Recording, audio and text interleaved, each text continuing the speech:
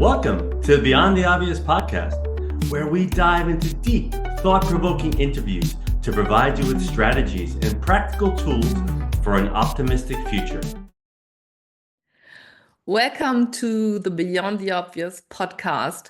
And today we're diving deep in with João Heep. He's an entrepreneur, visionary, and someone I personally admire for his bold approach to reshaping education, business, and social impact. And something I really see and experience this, João is not just seeing, he's a visionary who's also doing things. You're not just talking about change, you bring it into life. You build it.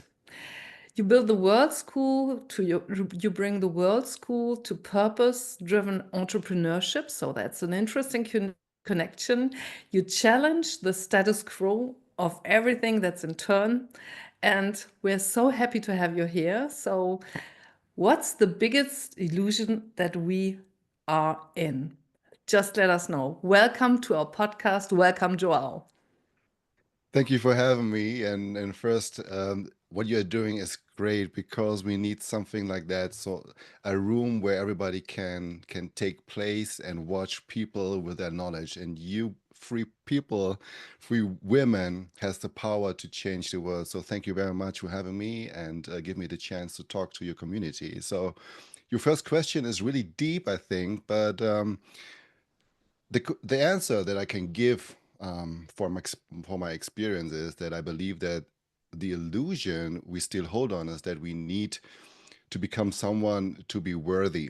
So I think this is the biggest illusion that we have in our world, in our Western part of the world. So I think we have to take a look at ourselves in the mirror and ask what I'm really about to do here in this world, and what can I do, and what can I build up when I'm leaving. So the question is, what does everybody have when I'm not here?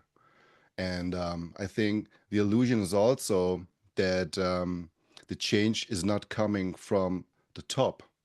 I think the illusion is that we are waiting for someone who comes with a white horse and rescue us all. So this is the second big illusion that we have.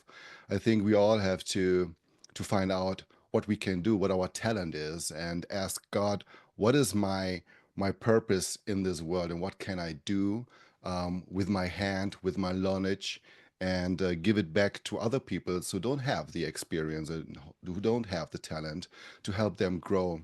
So it is the bottom. I think we have to think about what can I do with the minimum of my experience to expand everything that I would like to change for the world. So this is what I've experienced the last 10 years. And maybe the second thing is that the world is not broken, and we don't have to heal it. The world just exists. What we heal is our thinking about ourselves, so that we can be proud of us. Everybody can be proud of themselves. Just to think about the past, we all have struggles, but we overcome it. And when we think about it, how we did it, then we know how we can change it nowadays, and also how we can change the future, especially for our children.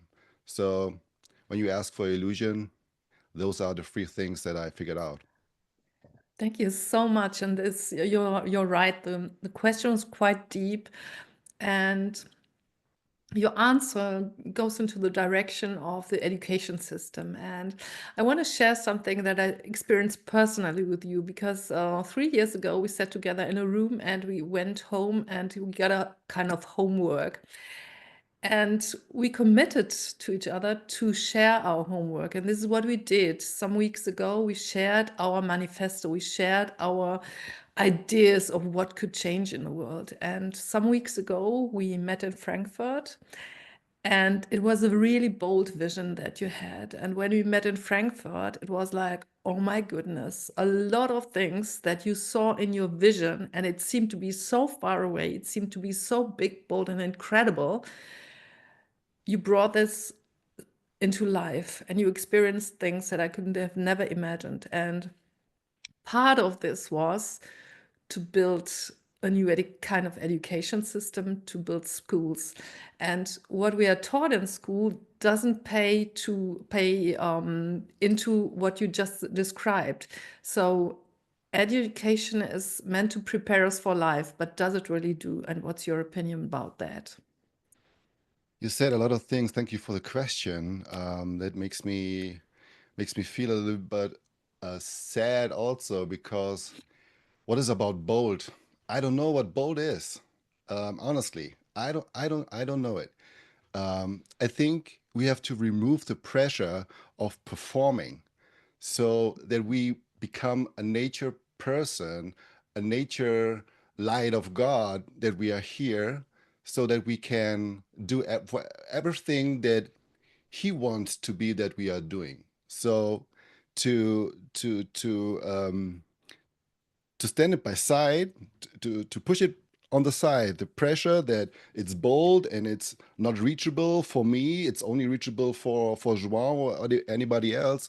I don't think so. Everybody can do it. This is my opinion, and I think everybody can do it. So the first thing is that we should install a mirror. I think everybody has a mirror at home, and stand before the mirror and ask themselves, what do I do today to make me and other people happy? And what about the world? So, should I laugh today? Should I bring somebody to laugh? Um, or say, or will I say hello to anybody who I don't know? This is the small things that we can do, and we can do it every day, so that we can think about what else can I do when I'm just say hello to a foreigner or to a stranger. Um, Everything. So because you don't know what it's about and what you can expect for it, you just do it because you love it. And also, this is what I'm doing. I'm just do it because I love to do it.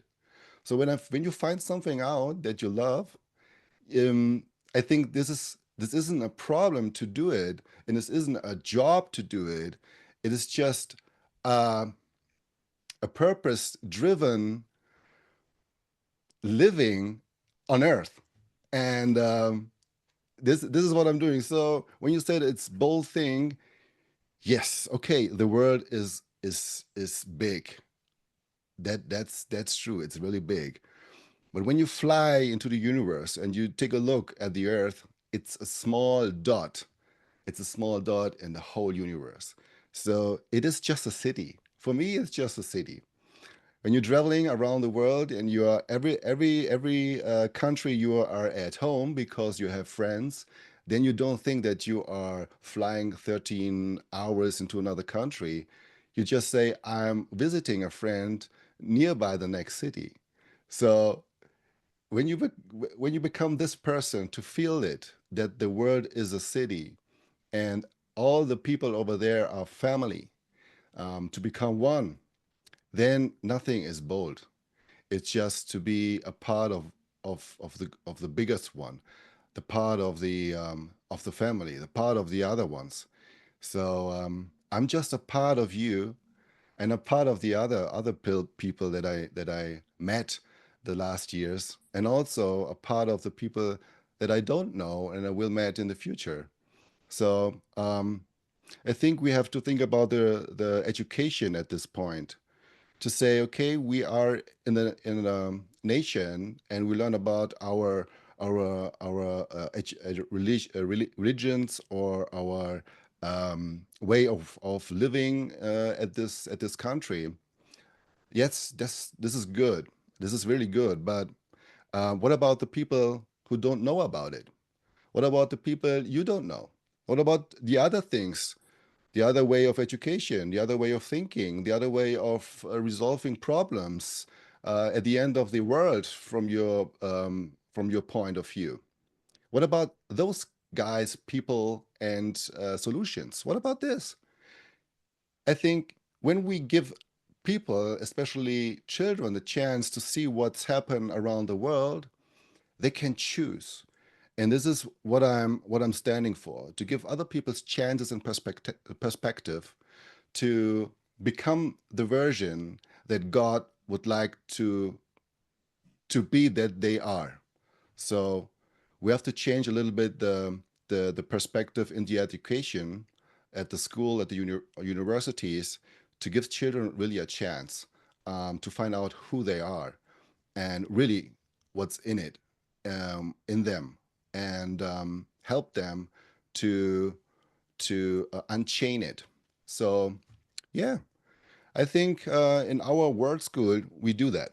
So we give the children the chance to become the best version of themselves, because we let them be a child in that kind of way between 7 and 18 or 15, something like that. We give them a chance to find out what they are really like to do. So who are they really? And help them in that kind of way that we give them the room and also the techniques to find it out about their talents. So when they grow up with other people, other children around the world, because the world school is in every country this world, to make projects, maybe American or Germans or Africans or Brazils or Australian children come together in one place, online or offline, and create a project, maybe to build up an startup. So this may be the greatest thing ever that we can do, in my perspective, because we bring different countries, different thinking, different ways of living together, so that we create something new out of it, without discussing why are you black, why are you white, why are you yellow, green, or whatever, man, women, it doesn't matter. So just to find out how we can live here in the world together and making a better place. Hmm. Joe, I think it's fascinating what you're saying about the world school. And, being a mom, I would love to know about the specific tools you're using, because, like probably every mom, I'm thinking, oh, how do I support my children with creating their own definition of success and remove a lot of the social conditioning? And so the still socially agreed definition of success is measured by degrees and health and wealth, mainly wealth, and also by job titles. And now, how could we change that? Or, in other words, how would we measure the value of humans if we removed the perspective of possessions and status? This is a good question, a really good question. And I think measurement is not the thing that we should do in any kind of way with humans or animals or whatever, because we are pure nature. So you are big, tall, small, it doesn't, you're a pure nature. So nature is not really the perfect thing. Nature is unperfect. This is why it's beautiful. So also the children, it's not performance that we have to bring there, to bring them into their body or mind to perform. And when you perform, you get whatever you want, because it is all abundant. Everything is abundant. Everything is there. It's just an illusion that we create something out of it, that we have to do something, then we get it. I think this is the wrong view of all. Um, it's also not that the children find them out that they are good when they are maybe on LinkedIn on a profile, and there is and they call themselves CEO. So people may say to them they are not good enough.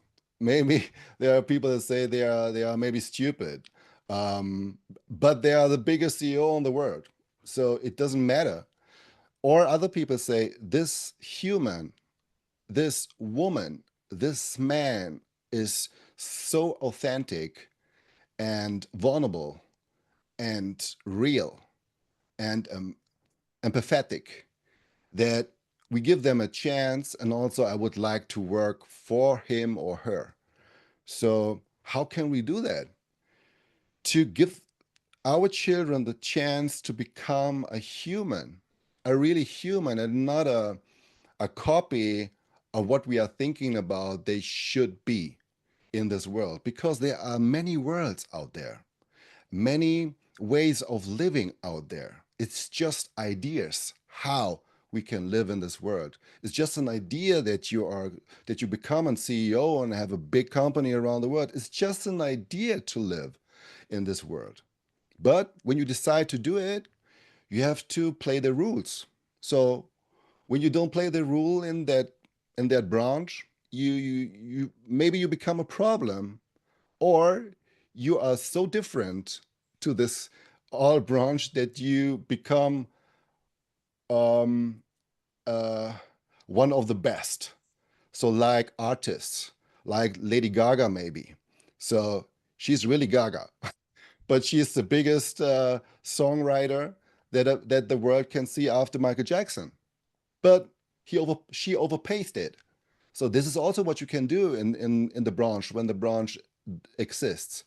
But you have to play the rules. So the question is, am I willing to play that rule with that branch, or should I use, or should I decide to go into another world and choose another job and another branch where I'm accepted how I am, and not just be accepted when I become who they want that I have to be. So, and this first is to bring that education, that way of thinking to our children, because they think like this. They ask themselves, why should I do that? Why? Why should I do that? It makes no sense. And they are right. So they see the branch and they see the company, and they don't like it, and don't understand why they are doing this, because it's nonsense. The products are nonsense. The department are nonsense. Everything is nonsense. So then to push them into it because they get paid a lot of money for it, it makes no sense. The question is better to ask them, what kind of life would you like to live, really? And which kind of people would you like to meet? What would you like to eat? What would you like to think? What would you like to dress up? And then you find out which kind of branch is it really, or which kind of way I would like to live. And yeah, I see people with nothing in material terms. They radiate joy, generosity, and strength. Um, that tells me something. True value. So really, true value can't be bought. True value can't be bought. You have it inside, and you have to think it, you have to find it, and you should have the time to find it. And when you don't give your children the time to find it, they will never find it. And they will do whatever they can do to find money to live their life they don't want to live, and buying things they don't want to buy, and all the other stuffs. So this is why we are starting the World School, to give the chance to and perspective to the children, so that they can choose, and they know in which kind of world I really want to be. Wow. Joao, I think that's so powerful, because whether we realize it or not, we are so often measuring our success by what's happening in the external circumstances, and we forget about what's happening inside of us, what's happening internally. And the hope of many, or the goal of many, is often happiness, right? It's happiness, which is something different for everybody. But why is it that we treat happiness like it's something to earn rather than being a natural state or a lifestyle, a way of living? Oh, yes, this is nice. Um, I think because we have been sold the lie that we are broken. So that we have to fix ourselves, that we hustle harder, buy more to feel complete. So when you really give you a chance and you give your time, some people hear a voice inside of them. They will find something inside of them, feel or hear or get goosebumps, something like that, when they really give them time, maybe 5 minutes in the morning, or at lunch, or in the evening. It doesn't matter when. 5 minutes, you do nothing. I promise you, first you will say, I have to do this task after it, and this and this. After the second minute, you think about what I'm doing here. Is it 5 minutes now or not? So how many minutes I'm sitting here? And but at the third or fifth minute, you hear something, and I call it God.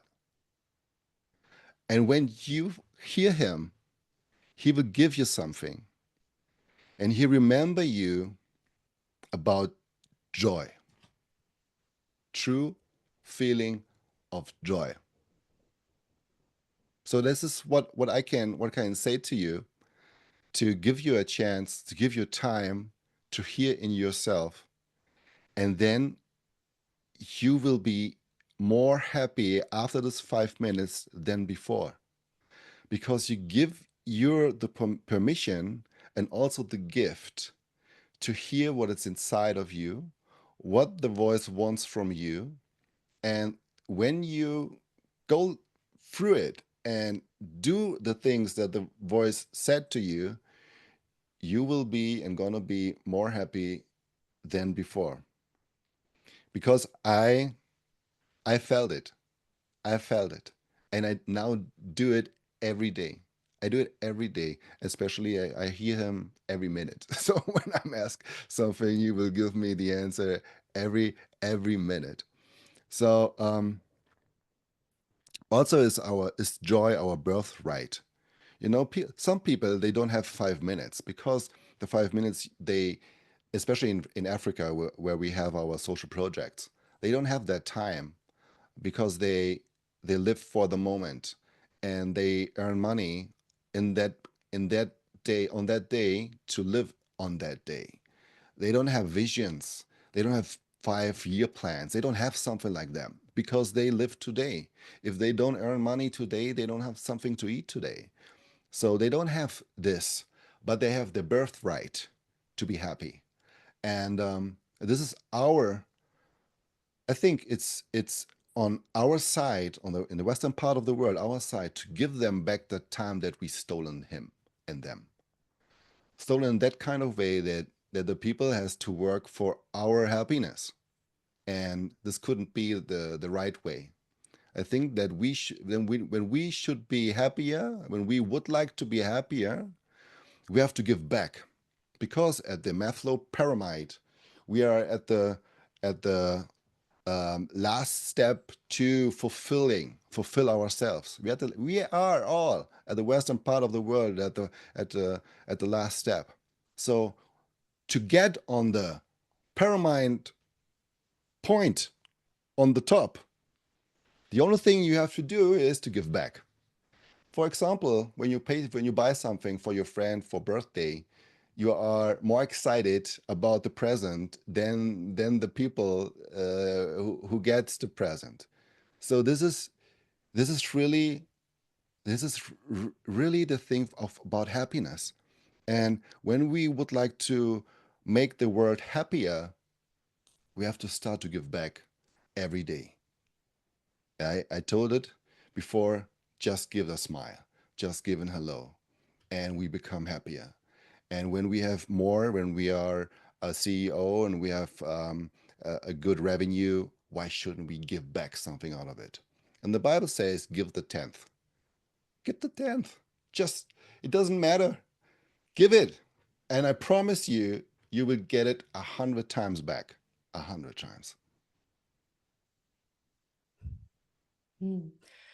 Thank you, João. And I will stay on topic, but with your permission, shift. It will be kind of a little bit of hard shift, but I'll stay on the topic with the finances that you brought into it, the money that we share or that we earn, and also the other topic, which is ethics. I mean, in most of what you say or what you're saying, I sense a very strong value-based approach to business and life. So if I can, with your permission now, shift to business, I wonder, have you, in your experience throughout your professional life, felt this tension between staying true to your ethical values and also looking after your financial goals or financial achievements? And how have you navigated this potential balance or imbalance that may have been there? I felt it many times.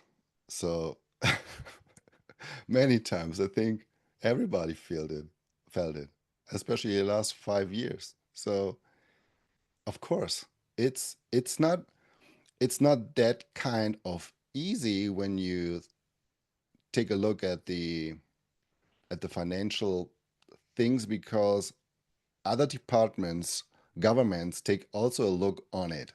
So that could be make a lot of pressure, because they want more from you, of course, and maybe you want to earn more. So, but especially when the impact seems slower or less profitable, this could be also tensionable. But I've learned to staying aligned. So when you truly in your vision and you're doing your purpose driven working and living, you have to stay, and you're staying aligned really, and believe that everything that you are doing is to fulfill the vision that you have, that you get from God. So this is a gift. Not everybody can see what you can see. Not everybody can feel what you can feel. It's a gift. And of course, he gives the vision the people that are not fit at all. So they don't have millions of money and have a leverage effect that's a trillion times. Of course not. He comes to the people who has nothing to give them this kind of vision, because he knows that they will do the right thing out of it.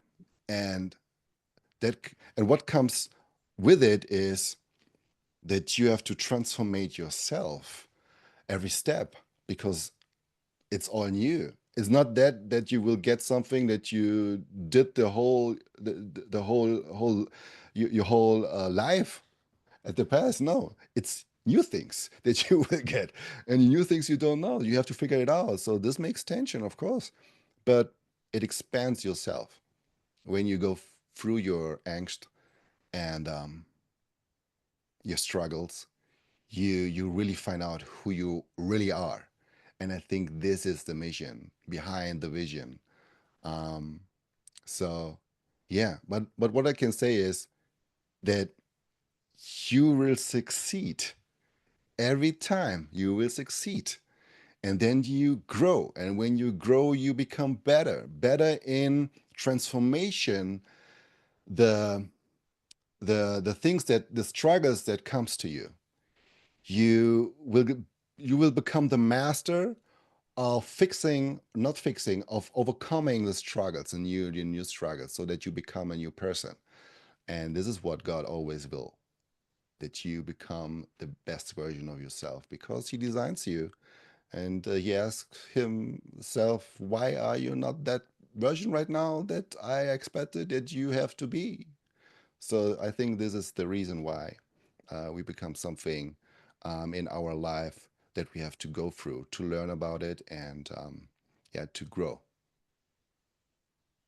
Thank you so much. And listening to you tells me that there's something that's growing, that's expanding. And thinking about economics right now, and you also spoke about alignment. So how could a system that is aligned to this vision look like? Because I think the actual version of our economic systems is not this expression. So what would you think about that? A lot. Let us know. Really, really a lot. But I make it short because this is something that's really on my heart. Uh, we need all money. That's true, because this is our idea. We make it because we don't have, everybody has goats or has um,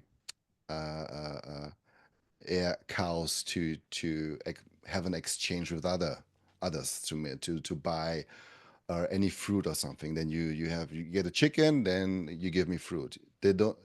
This doesn't exist anymore in the western part of the world. In the western part of this doesn't exist anymore. So we need something to work with, and it's mostly money. So today is like, this is like a machine. I think this is really like a machine that we forget why it was built. So I think we forgot it. Why we build it? We build it because we don't want to buy we don't share, or we don't want like to have everyday salad and give a chicken. So this is why we planned it to do, so that we have something to share. Okay, you give me paper and then you get eggs. So this is just energy. This is energy. We transaction energy. But now the energy, and we have to decide how to use the energy. But nowadays, the energy uses us. And this is the most problem in our world. So we disconnected to each other. So when you remember what I said, when I give you a chicken, you give me eggs, or you give me fruits, then we have a transaction, not also with the chicken and the fruit, but we have a transaction as humans, and this is important. So the money disconnected that kind of thing, disconnected, because we don't have something really that we can use or eat. We have just paper, and we have to go into a grocery store and have to buy something because we are hungry. But we don't have really a human transaction over there, that we say, oh, let's sit down, have a drink or coffee, or who you really are, and talk about your life as we had it in the past. And I think we have to reconnect ourselves first. We human has to reconnect that, yeah, sure, I can give you money. I can give you money for your service, of course, for your product. I will do that. But why with you? So who you are? What are you going to do with the money? So what is building with the money that I give to you? What are you really creating? What is the value behind it? So really, not I give you the product. The product is dead. It's There's no energy inside. This is not living. It's dead.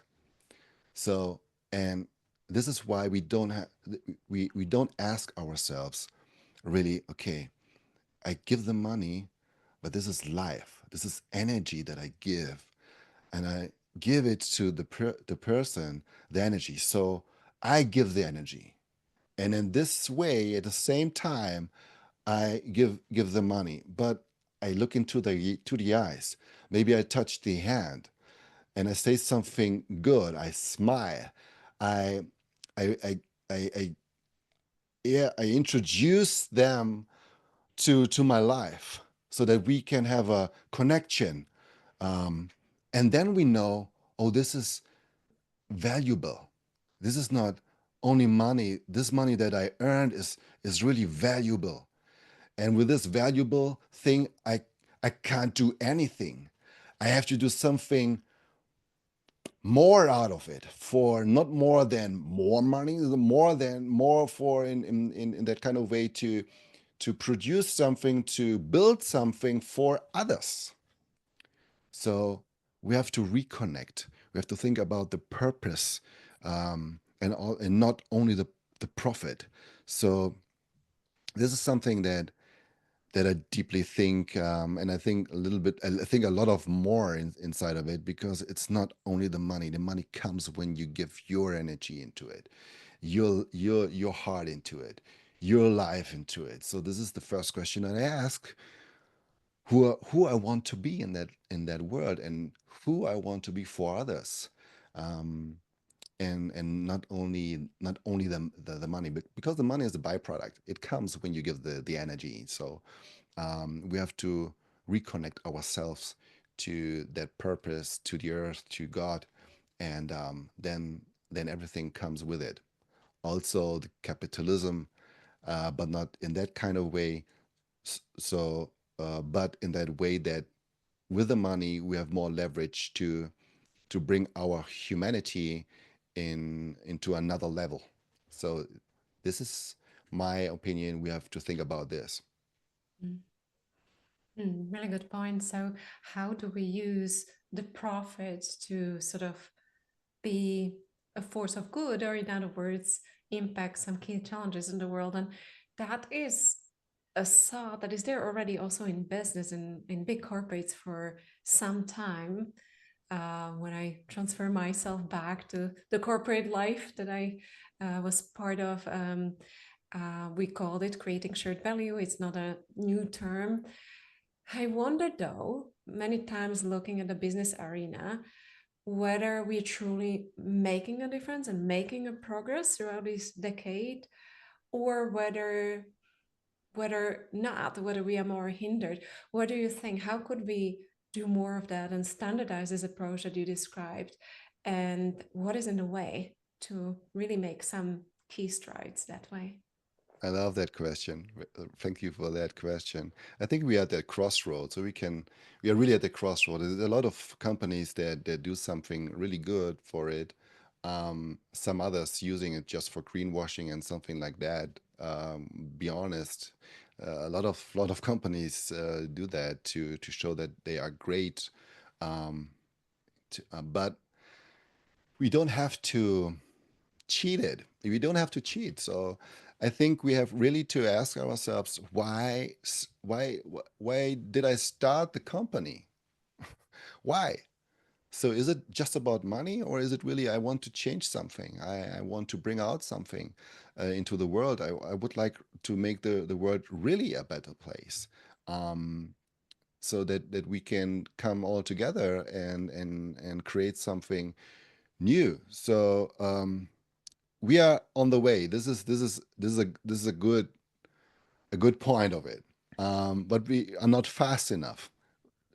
So we have to be hungry. You have to be more hungry, as Les Brown said. You have to be hungry. You have to be hungry about to think, uh, why did I do this, and what can I do out of it? So it's also not the question if we choose between impact and income. This is crazy. I what One CEO told me that yes, when you speak anywhere, you have to speak. You can speak at stage, but you can't you can't be at stage and talk about your NGO, because NGO is not really a business. You have to speak about something different, about real business. And I was shocked because when I do something good with the money that I earned while I'm selling products and services, this is not seen as a business. But when I don't help other people while I'm selling my products and earning money, then this is real business. And I don't get it. So what is the problem? The problem is that we think that we couldn't earn money and we can't live when we're doing good things in this world. And this is crazy. This is crazy. This is kind of education that we learned in universities, that we have to make big revenue and forecasting and so on and so on. So we can do it to have more next year. This is the only question. Can we make more next year? Sure we can, but why? Nobody asked why. Why should we? For what? For which kind of reason? Why? So the only thing that we can make more money is to sell more, but nobody wants the product anymore. So we have to make a new product that people can buy it, but we don't have to design a new package. Then they buy more. This is the questions that they have. Not the question is, oh, we earn so much money. What can we do good with it? And good means to build something valuable out of it. Maybe production firms and companies in other countries to give them a chance to be an employee, or give them the knowledge that they can do it by themselves to create companies in their world, and you be a shareholder, but not for the money, but for the purpose, because we we adults are now creating the way for the children behind us, as the oldest, our parents and their parents creating the way that we are live right now and walking right now. We can discuss if there's good ways, and honestly, they are not at all, but not at all. And so these are the questions that we have ask ourselves is, what can we do with that, with that more money that we make in the forecast for the next 5 years? And how many people can we help? How many children can we give meals? How many million children can we feed and they don't die? Every third second in the world dies a child. Nobody asks it. Nobody asks how can we solve it? Nobody. Why? I don't understand it. Enough money, enough revenue, and nobody asks themselves, how can we do that? They ask, why should we do it? Why? Because maybe they are the persons who buy your product in the future. And when they are not living, they can buy your product if you think only about the money. This is one reason I can give you why you should help. So I have enough for you to give you why you give the money to something good or make something good out of it. So I'm a little bit emotional at this point, because I'm helping a lot of people. I'm helping a lot of children. I have 30 children in an orphanage in Tanzania, in my orphanage. I have 4,500 people that I'm responsible for in the community that I'm working in. To drill wells, to build a world school, to build a competence center, to share knowledge, to give them the chance. And also, honestly, they give us a chance. They have so much knowledge about agriculture and so on, and how to live really happy, to have, and in this case, that you have nothing. So we can learn a lot of them, then we can learn that they can learn from us. So, and this is what I'm asking myself. They doing so much right now and have nothing, and what are we doing?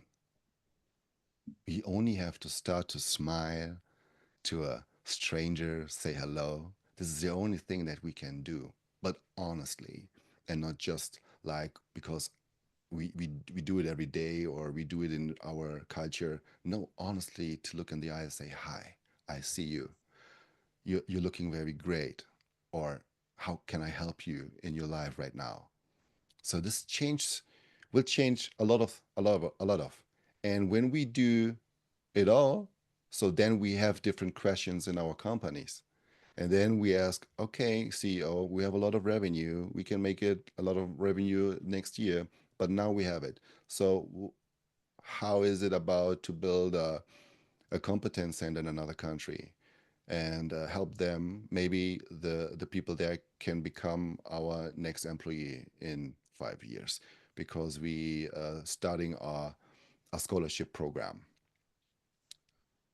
There's a lot of ideas. I have enough, so I can give it out as a, I don't know, as a white paper. But honestly, um, become a force for good. Become a force for good. Wow, I can feel your passion, and it's contagious. It really makes people want to get involved and do something worthwhile. And just thinking about, it feels like from everything you just said that it's time to call in a new paradigm. We can't face today's complexity with last year, 5 years ago, 10 years ago solutions. So we need to be evolving, we need to be adapting, we need to be flexible, and we need to just be kind-hearted, heart-centered people. So when we think about breaking free of the system, but people already know that the system is broken and they're still stuck, they're staying in it. So why do you think that is? And how do you think we can move forward from here? Wow. Yes, especially in that time that we are living right now. Um, the answer is because stepping into freedom, I repeat it, because stepping into freedom is scary. You have to be responsible of your own life. And this is freaking F dot dot dot scary. Really. This is responsible for their for my own life.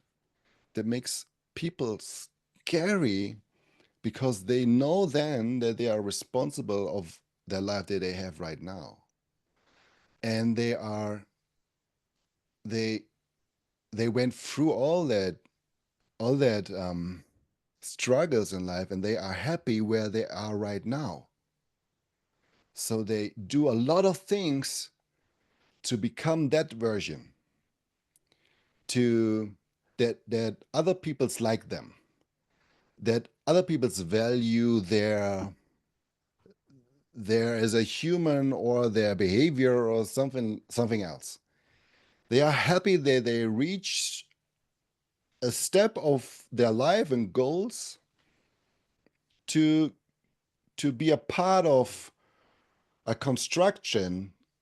They they they only know that this exists. What I mean is, I told it before in the podcast, we have different kind of worlds, so different way of thinking how we can live in this world.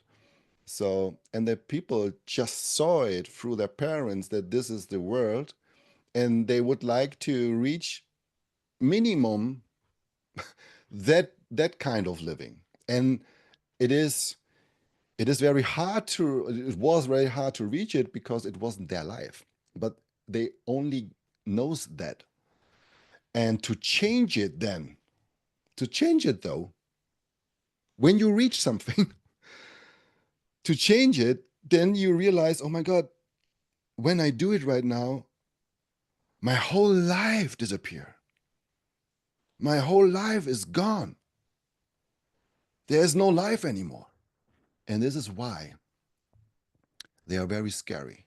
about it. They know they could live better, but they don't know how, because they only know the things that they are doing or did in the past. So, and we all know, when you do the same thing that you already did, you will get that what you already had. So the way other things to think different is scary. And also they think they are stuck because they're thinking they are alone on that way. So because then they realize, okay, when I change my behavior, when I change my paradigm, everything comes with it, that you maybe change your environment and change your loved ones, because there's different energy. And this is also something that they think after that they are alone. They don't realize that when they change their energy, other people's they attract Mm. other people with it. They don't know it. They just think, okay, when I change myself, I lose everything. They don't think about, when I change myself, I have a different energy, and with a different energy, I will attract different people, and the different people maybe are there more likely than the other ones. They don't know it. So this is why we also do it in the education, to give the people, and especially the children, the chance to find it out, to feel it, to really feel it, how it feels like to be themselves. Because when you be yourself, you don't have to be in a high emotion state, because you are still in your high emotion. Because you are who you are. You don't have to change anything. So you attract automatically people that loves you how you are. It could be so easy if we educate it at the beginning, but we don't. And this is Mm. what we would like to change. So I could listen to you for hours, and it brings me to one question that we have the imagination of control, and a lot of topics that you already tackled spoke about letting control go or believing in something else and be guided by something else. So, how much control do we really have to of our lives, and what happens when we surrender to something bigger? Despite the scare. I love it, Elke. It's a great question. We don't have control at all. We just think that we have control. We have control maybe of the thoughts that we had, because we can produce it again. This is the control that we have, but we don't know the thing the thoughts that we will have in the future. We don't know it, so we don't have doesn't have any control about it. If we have control, we reduce our options in our life. So when you just think about one thing that you already know, you don't will get something new. It doesn't work. It doesn't work, because it's now here. You think about what you would like, then it's here. It's you manifest it instantly. But when you think about nothing, the whole bunch of opportunities are there. So we don't have control. That means that control makes me burn out, really. Control Mm. made me also burn out in the past. So surrender give me peace. um, the more we are surrounded about our aligned about our alignment about the vision, then more you will get what you wanted, and also more than you expected. Why is that? Why though? um this is like this is maybe is a good example. When you go to party and you plan the party becomes not so good, really, because you planned everything, and then something happened, and you say, oh my god, this happened, I'm sorry about it, and next time I will make it better, blah blah blah. But when you don't plan anything, and you're just invited to come, or your friends are calling you, let's go on this evening, and we make I don't know, a road trip. uh, this becomes the best experience ever. because you don't expect anything. Why? Because you are living. You're living your life, pure nature life. And when you don't expect something, you have the energy of abundance. You feel free because you don't have to be somebody um, to make everything good and well. No, because you don't expect it. And when you feel it, you have the energy. And when you have this energy, you have the energy of abundance. And when you have the energy of abundance, everything comes. Everything. Especially that thing that you don't expect. And that means more than that you can expect. And this is how God works with you. If you trust Him, He will give you more out of it. You have to trust in you, in yourself, in your gifts, in your talents, that when the situation comes, that you know you can succeed because you are not alone, and and then you would get something more out of it that you can ever expect. This is how everything works right now in the last 3 years. I'm just a tool in the toolbox, and I'm just working on it when I hear the voice, what I should do, where I should go. I don't ask questions why. Sometimes I do. I shouldn't do that because then something more comes. But when I just do it, what I hear, this is amazing. Really, it is amazing. But it's a learning point. It's a learning environment, learning thing. This is what was really about in personal development, to do not more than you have to do more to do nothing, if you get the point. So this is a really a learning point, to do less than even to do more. Yeah. I think that's so beautiful. Doing less to do more. I think that is a message and something, hopefully the audience can be challenged by, practicing doing less and expecting more to come from that, and releasing the control, the expectations. And it sounds like you're really explaining the importance of being in the moment. And when you're in the moment, everything is abundant because you're just right there enjoying it. And so I have to ask, we've heard you mention a few times, João, do you believe in God? Yes, I am. Truly, I am. It's a relationship. It's a friend. It's really a friend. It's not that he gives me that I have to obey it. I really do, but it's a partnership. It's a friendship. It's a really emotional. It's a love story between him and me, because and I get emotional about it because he's the one. He would like he every time he wants good for me. So you have to find out in the world who is really good to you at any time. And I can say to you, God it is. God is. Wow. And I experienced this during our conversations, and it's something that I also saw in your development during the last year. So now you're guided, as you say. Joao, we always close with one question.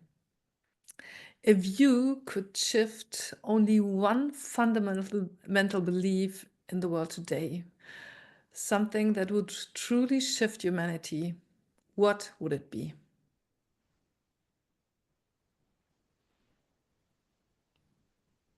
I would shift the belief that we are separated. Mm. We aren't separated.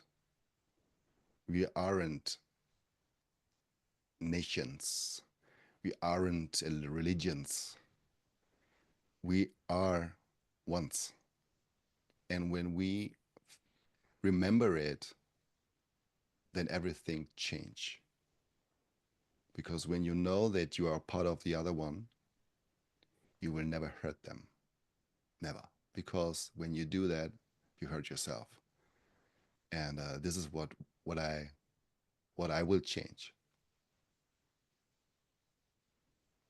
João, thank you for challenging our thinking. Thank you for daring to go beyond the obvious with us. Thank you for having me and for this kindly space. I love it. And also for the questions. Thank you very much. Yes, this has been enjoyable, intriguing, and thought-provoking. So if today's conversation sparked something in you, the audience, stay curious and challenge your own beliefs. And we'll see you next time on Beyond the Obvious. Thanks for listening to the Beyond the Obvious podcast. Did our messages resonate with you? Share it with others. Subscribe, like, and click that bell to be notified of the next episode.